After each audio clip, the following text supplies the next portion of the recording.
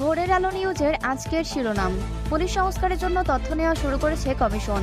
আন্দোলনে নিহত 105 শিশুর পরিবার 50,000 টাকা করে পাবে। বন্যায় 14,000 কোটি টাকার ক্ষতি। সাকিব শেষ টেস্ট দেশেই খেলবে। মালয়েশিয়ার আন্তর্জাতিক মেশিনারি মেলায় অংশ নিল বাংলাদেশ। ইরানে হামলার ঘোষণা দিয়েছে যা বললেন নেতানিয়াহু। এতক্ষণ শুনছিলেন সংবাদ শিরোনাম, এখন বিস্তারিত।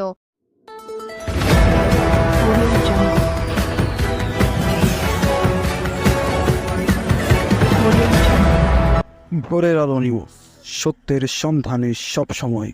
পুলিশ সংস্কারের জন্য আনুষ্ঠানিক কাজ করতে সংশ্লিষ্ট কর্মকর্তাদের কাছ থেকে তথ্য নেওয়া শুরু করেছে কমিশন।